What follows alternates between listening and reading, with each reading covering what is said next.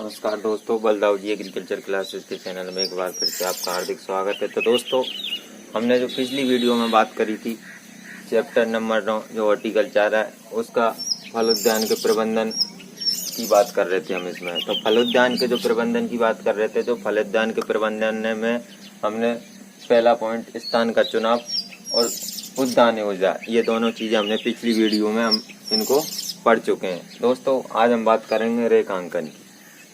गड्ढे तैयार करना, पौधे लगाना और सामान्य देखभाल, इन 4 बिंदुओं पर हम इस वीडियो में बात करेंगे। तो सबसे पहले हम बात करते हैं रेखांकन की। इंग्लिश में बोले तो लेआउट। तो दोस्तों, रेखांकन क्या होता है? अच्छा रेखांकन क्या होता है? देखो, किसी भी स्थान पर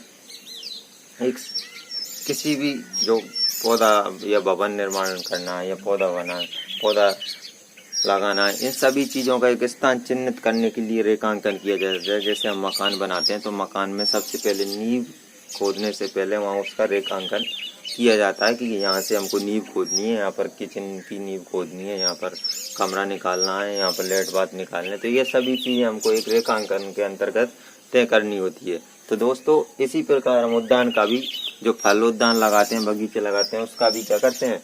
रेखांकन करते हैं। तो देखो, रेखांकन तो करते हैं, पर सबसे अच्छा रेखांकन कैसा होता है? सबसे अच्छा रेखांकन वो होता है जिसमें हमारी जो भूमि है, जिसमें हम उद्यान लगा रहे हैं, उसका सदुपयोग हो सके। जैसे अपना खेत है तो खेत का प्रत्येक कोने कोने में हम पौधा आसानी से लगा सकें, ऐसा रेखांकन हमें करना चाहिए, ताकि सुगमता पूर्वक हम पूरे जो भूमि है, जो खेत है, जो हमारा स्थान है, उसका हम आसानी से उपयोग कर सकें। तो दोस्तों, हम रेखांकन की बात करें तो रेखांकन जो हम करते हैं, जैसे मान लो ये हमारा ठीक है, तो जो रेखांकन करते हैं, तो रेखांकन करने का एक तरीका होता है कि सबसे पहले हम जो रेखांकन करते हैं उसके लिए हम पहले एक आधार रेखा खींचते हैं। क्या खींचते हैं? आधार रेखा। अभी ये आधार रेखा जो हम खींचते हैं वो कोई सी भी दिशा में खींच सकते हैं। मान लो हमने यहाँ पर हमारी एक आधार रेखा,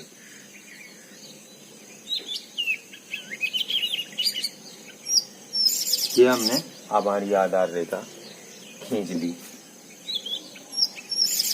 अभी ये जो आधार रेखा खींचते हैं ना, वो जो आधार रेखा अपनी जो मेड़ होती है, मेड़ या फिर वायुरोधी वृक्ष,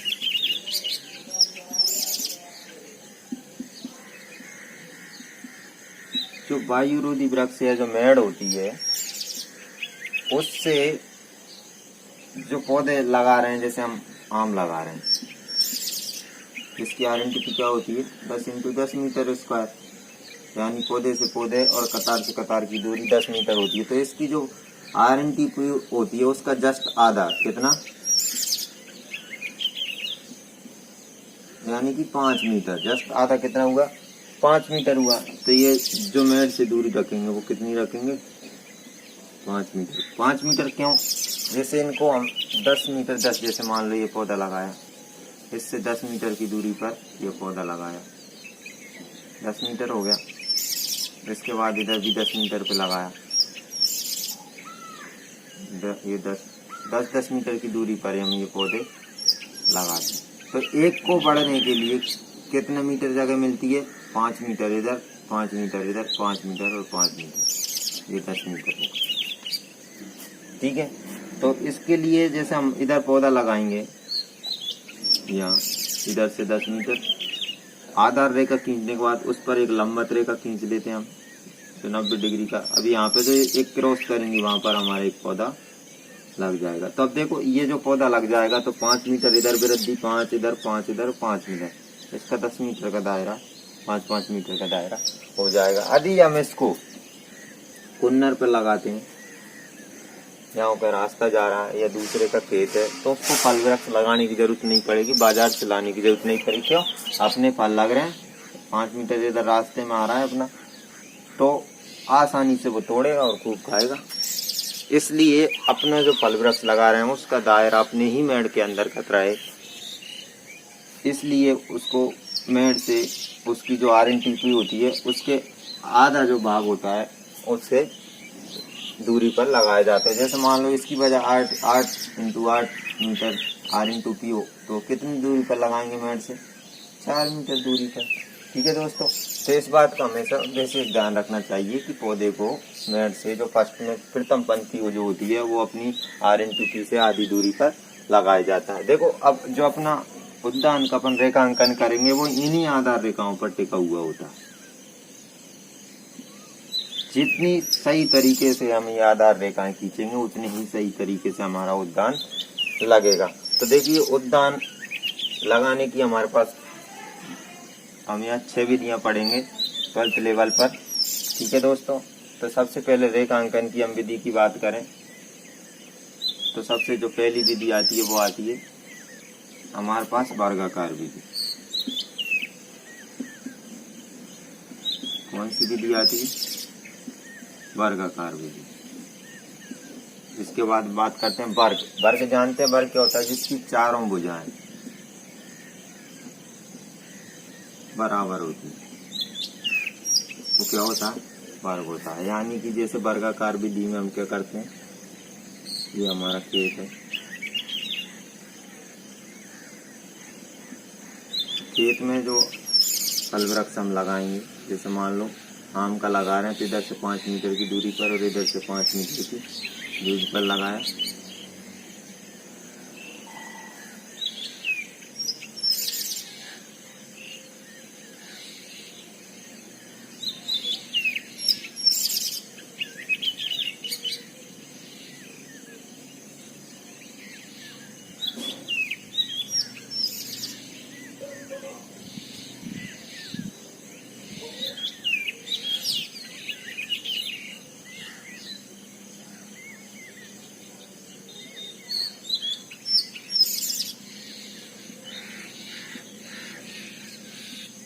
यानी कि ये पौधे, 4 पौधे आपस में मिलकर एक वर्ग का निर्माण करते हैं। जैसे देखा जाए तो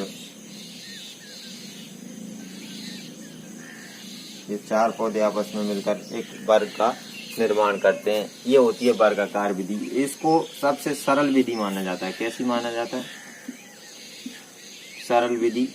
और ये सबसे प्रचलित विधि भी है।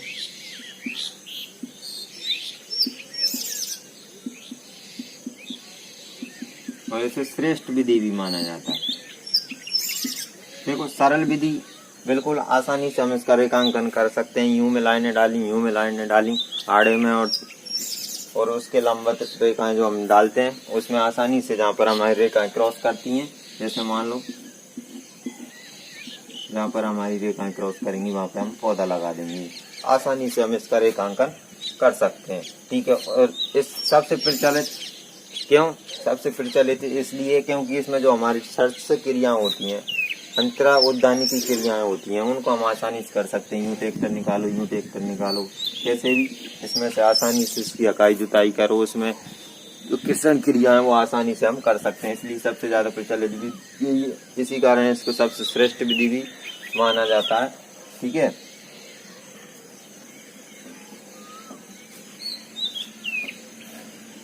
अब उसके बाद हम बात करते हैं सेकंड नंबर की विधि। दूसरी विधि की बात करते हैं आयताकार। आयताकार आयत क्या होता है? जिसकी आमने सामने की भुजाएं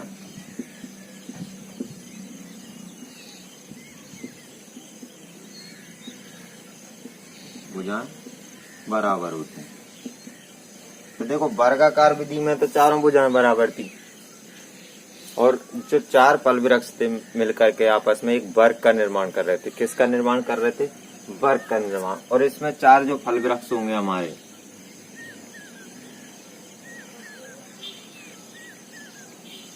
वो एक आयत का निर्माण करेंगे। किसका निर्माण करेंगे? आयत का निर्माण करेंगे। इसकी आमने सामने की जो भुजाएं होंगी वो बराबर की होंगी। ठीक है दोस्तों, तो ये विधि और ये विधि दोनों सेम है। अंतर मात्र इतना सा है कि जो हम पौधे लगाते हैं, पौधे से पौधे की दूरी और कतार से कतार की दूरी में अंतर होता है। जैसे पौधे से पौधे की दूरी तो है 6 मीटर, परंतु जो कतार से कतार की दूरी है वो 10 मीटर है। ऐसे इस प्रकार इसकी R/P भिन्न भिन्न होती है। परंतु बाकी कृषण क्रियाएं भी इसी में आसानी से वर्गाकार विधि की तरह कर सकते हैं और यह भी वर्गाकार विधि की तरह सरल विधि मानी जाती है। ठीक है दोस्तों, ये तो बात हो गई वर्गाकार पौधे लगाने का तरीका। सेम वही जहाँ पर रेखाएं क्रॉस करेंगी वर्गाकार, सेम वर्गाकार विधि की तरह, मात्र इसमें पौधे से पौधे की दूरी वर्गाकार विधि में जैसे दोनों बराबर होती हैं, इसमें दोनों भिन्न भिन्न होती हैं। उसके बाद बात करते हैं हम तीसरी, पंचभुजाकार।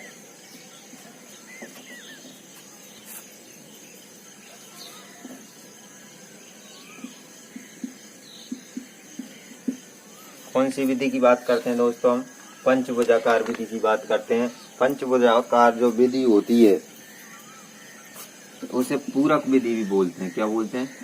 पूरक। जो पंचभुजाकार विधि होती है वो स्वयं वर्गाकार या आयताकार विधि के समान ही होती है। उसमें जो अपना वर्ग या आयत होता है उसके मध्य में एक अतिरिक्त पौधा लगा देते हैं। क्या लगा देते हैं?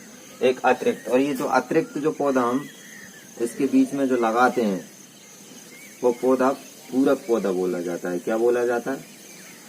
पूरक पौधा बोला जाता है। और जो पूरक पौधे के रूप में पपीता, फालसा, इनको लगाया जाता है ताकि ये कम समय में ही फल देने लग जाएं और इनको आसानी से बाद में हटा दिया जा सके। ये जो पूरक पौधा है वो शुरुआत में इनकम को बढ़ाने के लिए लगाया जाता है। ये भी इन्हीं विधियों की समान है, परंतु मात्र इसमें क्या किया जाता है, एक इनके जो वर्गीय आयत होता है उसके मध्य में एक पूरक एक पौधा अतिरिक्त लगा दिया जाता है। ठीक है दोस्तों, ये जो अतिरिक्त पौधा के रूप में लगाया जाता है वो जैसे पपीता हुआ है, माने यानी कि जो कम समय में वृद्धि करता है, कम समय में फलन देने लग जाता है, ऐसे पौधे को इसमें लगाया जाता है। उसके बाद बात करते हैं हम अगली विधि की। अगली विधि जो है हमारे पास है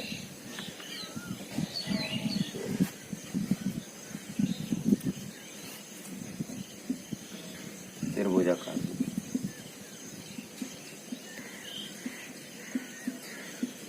और उसके बाद पांचवी विधि आती है षटभुजाकार।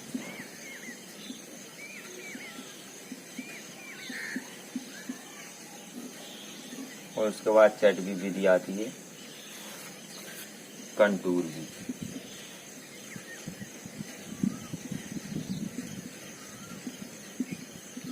तो दोस्तों हम इन विधियों के बारे में थोड़ा बाद में बात करेंगे, पहले हम बात करते हैं कंटूर विधि की। तो कंटूर विधि जैसे मान लो ये ढलान है, जो ढलान वाले इलाके होते हैं या जो ढलान वाली भूमि होती है उनमें कंटूर विधि से पौधा लगाया जा सकता है। जैसे मान लो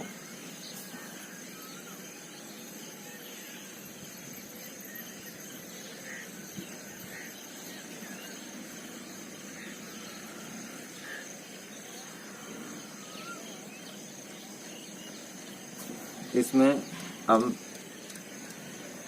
जो ढलान होती है उसको काट काट कर कंटूर बना लेते हैं। क्या बना लेते हैं? कंटूर बना लेते हैं। और इन जो कंटूर, इन्हें क्या बोलते हैं? जो समतल जगह करते हैं हम काट काट के, उन्हें क्या बोलते हैं? कंटूर। और इन कंटूर पर हम क्या लगा देते हैं? पौधे लगा देते हैं। ये जो इसे सीढ़ी नुमा खेती भी बोलते हैं। सीढ़ी नुमा कंटूर बनाकर जो खेती की जाती है उस सीढ़ी नुमा कृषि की जाती है। और ये जो पहाड़ी इलाकों में इस कृषि को अपनाया जाता है। ये जो कंटूर होते हैं वो मात्र 10% जो ढलान होती है उसी पर बनाए जाते हैं। बाकी जो 10% से 40% तक जो ढलान होती है उसमें ट्रेंच बनाए जाते हैं। क्या बनाए जाते हैं? ट्रेंच बनाए जाते हैं। और ये जैसे मान लो इससे ज्यादा ढलान है तो इसमें ये छोटे छोटे बनाए जाएंगे ढलानों को काट कर। ठीक है, और इन्हें क्या बोलते हैं? ट्रेंच बोलते हैं। क्या बोलते हैं? ट्रेंच बोलते हैं। 10% तक जो ढलान होती है वहां पर तो बनाए जाते हैं कंटूर, और जो 10 से 40% तक ढलान होती है वहां पर क्या बनाए जाते हैं? ट्रेंच बनाए जाते हैं। और जो 40% से ज्यादा ढलान होती है उन इलाकों में खेती नहीं की जाती है दोस्तों। बाकी जैसे अपन कोई सोचे कि पहाड़ी इलाकों में खेती, पहाड़ी इलाकों में भी खेती उन्हीं जगह पर की जाती जहाँ पर ढलान 40% तक होती है। 40% से अधिक वाले क्षेत्रों जो ढलान होती है उनमें कभी भी खेती नहीं की जा सकती, वो खेती योग्य जगह नहीं होती है। वहाँ 10% ढलान वाले में हम कंटूर जो विधि से खेती करते हैं, बाकी ट्रेंच बना करके खेती करते हैं। ठीक है दोस्तों, ये हो गई हमारी कंटूर विधि की बात। उसके बाद बात करते हैं हम त्रिभुजाकार या पूरक विधि की या पंचभुजाकार विधि की। ठीक है दोस्तों,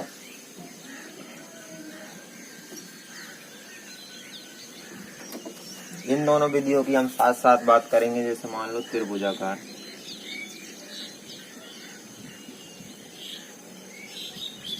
और इधर बात करते हैं हम षटभुजाकार।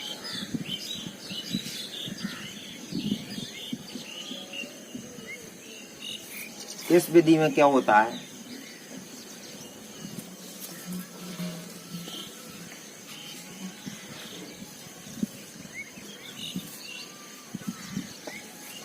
इस जो त्रिभुजाकार विधि होती है उस विधि में 3 पौधे मिलकर एक त्रिभुज का निर्माण करते हैं, और जो पौधे हम लगाते हैं वो 2 पौधों के मध्य एक पौधा लगाते हैं। जैसे मान लो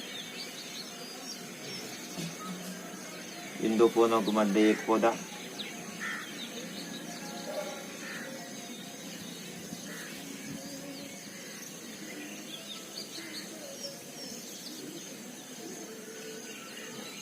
और इनको आपस में मिलाते हैं तो एक त्रिभुज का निर्माण करते हैं। किसका निर्माण करते हैं? त्रिभुज का निर्माण करते हैं।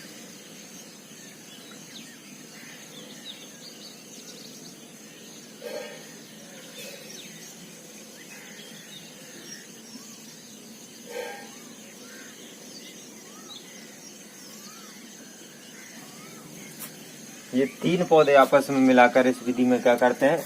त्रिभुज का निर्माण करते हैं। और ये जो त्रिभुजाकार विधि होती है उसको जो तिरछी भूमि होती है, आड़ी तिरछी, जिनका से बिगड़ा हुआ होता है, ऐसी भूमियों में इनको उपयोग में लिया जाता है। ठीक है दोस्तों, उसके बाद हम बात करते हैं षटभुजाकार विधि की।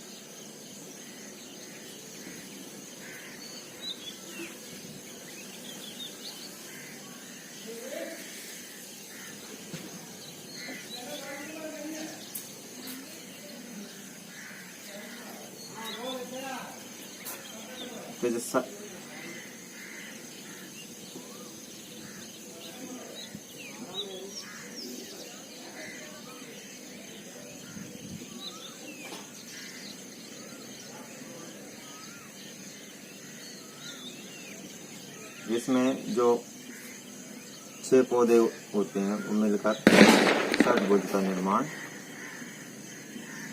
करते हैं।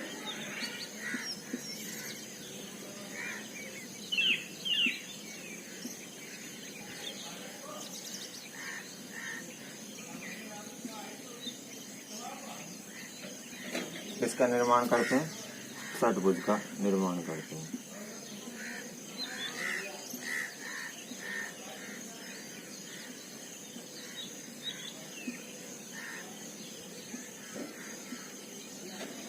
ये हो गया षटभुज। ठीक है, तो इसमें ये जो 6 पौधे हैं वो मिलकर किसका निर्माण कर रहे हैं? षटभुज का निर्माण कर रहे हैं। और इसमें किसका निर्माण कर रहे हैं? त्रिभुज का निर्माण कर रहे हैं। परंतु इन दोनों विधियों को हमारे 12th लेवल पर अलग अलग बताया जाता है। क्या बताया जाता है? ये त्रिभुजाकार विधि अलग होती है, षटभुजाकार विधि होती है। यदि इनकी लाइनिंग को हटा दिया जाए, देखो जैसे हम इनकी लाइन को हटा,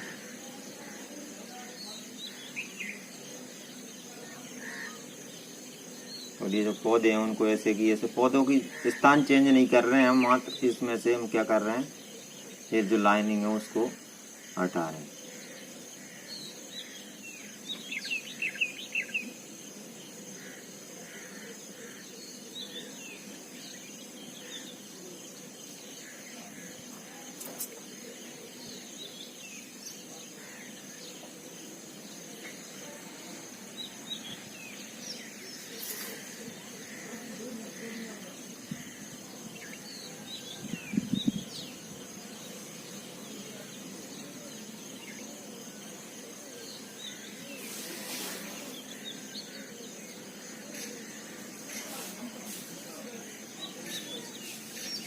जो पौधे हैं हमारे यूं की यूं लगे हुए हैं। अब गौर से देखिए जरा इसे।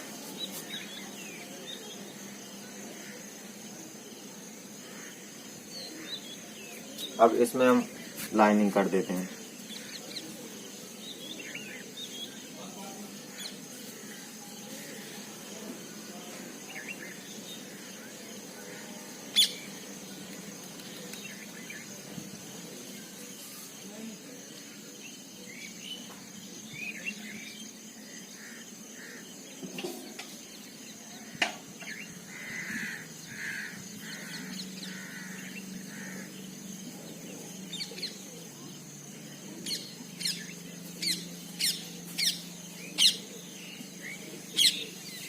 अब मान लो हमने इसमें लाइनिंग कर दी है, तो लाइनिंग करने के बाद इसमें आपस में त्रिभुज बन रहा है।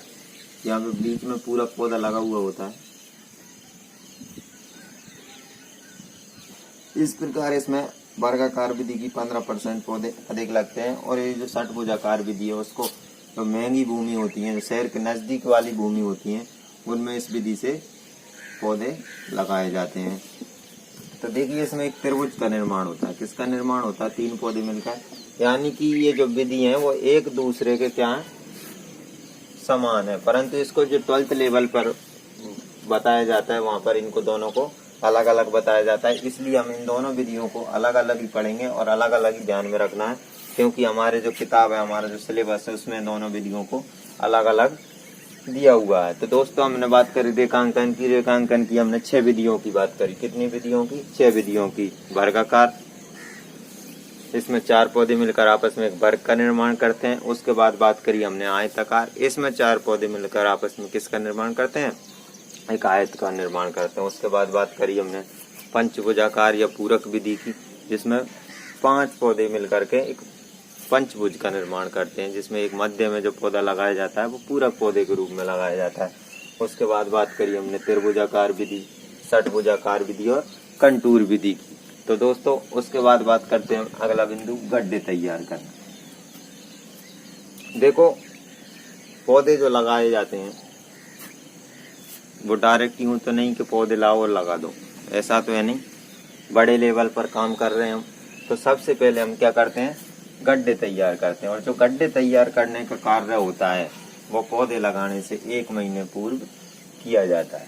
कितने दिनों पूर्व किया जाता है? लगभग 1 महीने पूर्व हमें गड्ढे तैयार करने चाहिए। अब ये गड्ढे कितने गहराई के, कितने लंबे चौड़े करने चाहिए, उसका भी एक क्या, एक निश्चित, प्रत्येक फल वृक्ष के अनुसार एक निश्चित सीमा होती है या निश्चित जगह का गड्ढा जो खोदा जाता है। जैसे मान लो हमको जो बड़े बड़े फल वृक्ष होते हैं, क्या होते हैं?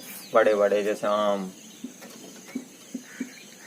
कटहल, तो ये बड़े बड़े फल वृक्ष 1 मीटर का जो होता है गड्ढा खोदा जाता है। यानी 1 मीटर चौड़ा, 1 मीटर गहरा और 1 मीटर ही उसकी लंबाई, चौड़ाई और जो गहराई होती है वो 1-1 मीटर के दायरे में रखी जाती है। उसके बाद जो मध्यम होते हैं, जो मध्यम फल वृक्ष होते हैं, जैसे कि मान लो आंवला है ये, तो ये आंवला वगैरह के लिए कितना गड्ढा खोदा जाता है? 75 × 75 सेंटीमीटर का जो है गड्ढा खोदा जाता है। उसके बाद जो छोटे फल वृक्ष होते हैं, पपीता, केला वगैरह, उनके लिए 50 × 50 सेंटीमीटर का जो है गड्ढा दायरा कहा जा सकता है। जैसे हो गए पपीता, फालसा, अमरूद, अनार, आंवला, इनके लिए 75 × 75 सेंटीमीटर का जो है गड्ढे का आकार रखा जाता है। अब देखो गड्ढे, ये तो हो गया हमको कितना गहराई, कितना चौड़ाई और कितना ऊंचाई का जो है वो गड्ढा खोदना है। अब ये गड्ढे खोदे कब जाते हैं? तो ये गड्ढे जो होते हैं, हम जो रोपण करते हैं पौधों का, या पौधे जो लगाने का समय उससे 1 माह पूर्व, कितने? 1 माह पूर्व जो है गड्ढा खोदना चाहिए हमको। जैसे मान लो हमको गड्ढे जुलाई अगस्त में, यानी जो वर्षा ऋतु में करने हैं, तो हमको जून माह में क्या खोदने चाहिए? गड्ढे खोदने चाहिए। जिस प्रकार हमको फल वृक्ष लगाने, उसी के आकार के अनुसार हमको जो है गड्ढे तैयार करने चाहिए। उसके बाद जैसे मान लो हमको जो सदाबहार पतझड़ी पौधे होते हैं उनका हम जैसे बसंत ऋतु में करने हैं, यानी कि मार्च में हमको करने हैं, तो फरवरी माह में उनके गड्ढे खोदने चाहिए। कब? इधर तो खोदने चाहिए जून में या फरवरी।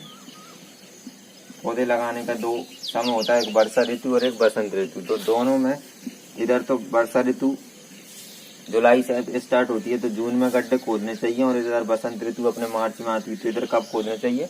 फरवरी में गड्ढे खोदने चाहिए। और ये गड्ढों का आकार फल वृक्षों के अनुसार किया जाता है। ठीक है। अब जो गड्ढे हैं तो गड्ढे तैयार करते हैं, तो गड्ढे तैयार करते समय जो उसमें ऊपर की जो मिट्टी होती है वो उपजाऊ होती है, तो उस जो मिट्टी होती है उसको, आधी मिट्टी को अलग रख लेना चाहिए और उसमें खाद वगैरह भर के पौधा लगाना चाहिए। ठीक है। तो ये हो गई, हमको मात्र गड्ढे तैयार करने वाली बात करनी थी। तो ये हो गया हमारे गड्ढे तैयार, और कितने ऊंचाई कितने गहराई का करना है वो भी मैंने आपको बता दिया गया। ठीक है दोस्तों, उसके बाद बात करते हैं हम गड्ढे तैयार करने के बाद पौधे लगाना, यानी प्लांटिंग। अब हम बात करते हैं, गड्ढे तैयार हैं हमारे 1 माह पूर्व, अब लगाने हमको पौधे, यानी अब जैसे पौधे को वर्षा ऋतु में लगाने। कब लगाने? वर्षा ऋतु यानी जुलाई। आपको जुलाई में क्या लगाने? पौधे लगाने। तो जो जुलाई में पौधे लगाने हैं, तो पौधे लगाना एक आसान प्रक्रिया है, पौधे लाओ लगा दो, परंतु यूं नहीं कि लाओ लगा दो, ऐसा नहीं है। तो इनको भी कुछ सावधानियां पूर्वक लगाया जाता है। जो पौधे हैं उनको लगाते समय एक तो ये ध्यान रखना चाहिए, कुछ सावधानियों की जरूरत होती है। जैसे कि मान लो हमने पौधा लगा रहे हैं, तो पौधा लगाते समय जो उसमें हम गोबर की खाद और जो ऊपर जो उपजाऊ मिट्टी रखी थी हमने अलग से, उसका जो मिश्रण तैयार करके उसको गड्ढे में भरना चाहिए। पहले उसको भरना चाहिए, उसके बाद पौधे को रख के गड्ढे के मध्य में पौधा रखना चाहिए। ये सबसे मोस्ट इम्पोर्टेंट बात है। जो जैसे मान लो हमारा ये जो गड्ढा है उसके बीचों बीच जो पौधा को रखना चाहिए। ठीक है, ये तो गई बात। और जो पौधे को रखते हैं तो उसके नीचे जो घास फूस बंधा होता है या पॉलीथीन, उसको इस प्रकार से हटाना चाहिए सावधानी पूर्वक, ये कि उसको पिंड को कुछ भी नुकसान नहीं होना चाहिए। ये सबसे महत्वपूर्ण बात है कि गड्ढे को के बीचों बीच पौधे को लगाएं, और उसके पीछे जो घास फूस या जो पॉलीथीन बंधी हुई है उसको भी आसानी से हटाकर जरूर लगाएं। ठीक है। उसके बाद जो हम पौधा लगाते हैं, जो कलम वाले ग्राफ्टिंग वाले पौधे लाते हैं, तो उसके जो ग्राफ्टेड हिस्सा होता है उस हिस्से को भूमि के लगभग 25 सेंटीमीटर ऊपर रखना चाहिए। कितने सेंटीमीटर ऊपर रखना चाहिए? 25 सेंटीमीटर। हम बात कर रहे हैं पौधे लगाने की, तो पौधे लगाने को एक तो पौधा गड्ढे के मध्य में लगाना चाहिए, उसके नीचे जो पिंड पर जो घास फूस या पॉलीथीन है उसको हटा देना चाहिए।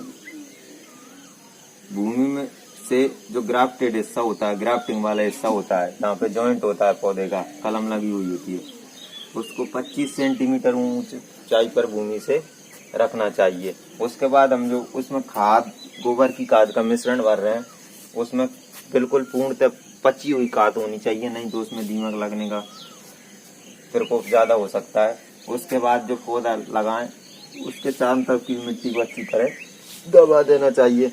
उसके बाद जो आगे बात करें और सावधानियों की, तो और सावधानी जैसे पौधा लगाने के उपरांत हमको सिंचाई अवश्य करनी चाहिए। तो ये तो हो गई हमारे पौधा लगाने की बात। और पौधे लगाते कब है?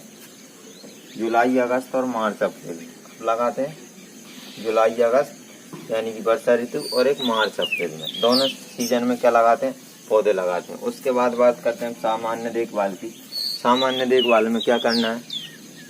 तेज हवाएं चल रही हैं तो पौधे टूटे ना, इस कारण उन्हें, जैसे मान लो ये अपना पौधा है तो उसको सरकंडे की सहायता से बांध देना चाहिए, कोई डंडा वगैरह गाड़ के, तो ताकि वो तेज हवाओं से टूटे नहीं। छोटे फल वृक्ष होते हैं, मजबूत नहीं होते, इस कारण उनको सरकंडे की सहायता देनी चाहिए। सामान्य देखभाल में नियमित अंतराल पर सिंचाई करनी चाहिए। नियमित अंतराल पर, जैसे मान लो गर्मियों के सिंचाई की बात करें तो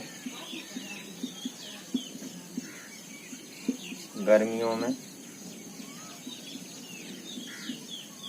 15 दिन, 8 दिन, और सर्दियों में 15 दिन के अंतराल पर सिंचाई करनी चाहिए। और उसके बाद हम और आगे बात करें तो जैसे इनकी सुरक्षा के लिए चारों तरफ दीवार है वो ऊंची रखनी चाहिए ताकि कोई आवारा पशु वगैरह पौधों को नुकसान न पहुंचा सके। और जो पौधे लगे हुए हैं, हमने जो पौधे लगाए हैं, उनकी जो ऊपरी पत्तियां को छोड़कर बाकी से सभी पत्तियों को तोड़ देना चाहिए ताकि वो जो पौधा अपन लगाया है वो पौधा सीधा बढ़ता रहे और ज़्यादा इधर उधर झुके ना, क्योंकि उसका जो फर्स्ट में जो मुख्य तना होता है वो कमज़ोर होता है। अब और अगर नीचे से उसमें कोई फुटाने आती हैं, जैसे हमने जो ग्राफ्टेड पौधा लगाया उस ग्राफ्टिंग से नीचे की तरफ जो अगर कोई फुटान आती है तो उसको हटा देना चाहिए। ये नहीं कि मुख्य शाखा को मुख्य को नहीं हटाने, साइडों में से जो आती हैं उनको हटा देना चाहिए। तने को मुख्य रूप से फर्स्ट में अकेले कोई 4-5 फीट की ऊंचाई तक वृद्धि करनी चाहिए। उसके बाद जो उसमें शाखाएं निकलें उनको बढ़ने देना चाहिए। शुरुआत में कभी भी उसके आसपास की शाखाओं को नहीं बढ़ने देना चाहिए, अन्यथा हमारा पौधा कमजोर रह जाएगा और सही से उत्पादन नहीं दे सकेगा। तो ये हो गया हमारे सामान्य देखभाल की बात। तो दोस्तों, हमने फल उद्यान के प्रबंधन में सबसे पहला पॉइंट पढ़ा था स्थान का चुनाव, दूसरा उद्यान योजना, तीसरा रेखांकन, चौथा गड्ढे तैयार करना, उसके बाद पौधे लगाना और सामान्य देखभाल। ये हमने 6 पॉइंट पढ़े थे दोस्तों। ये 6 की 6 पॉइंट आपके चैप्टर नंबर 9 बुक्स में दे रखे हैं, उनमें से भी आप एक बार इनको रिवाइज कर सकते हैं। तो ठीक है दोस्तों, अगली वीडियो में मिलेंगे। आज के लिए इतना ही, धन्यवाद।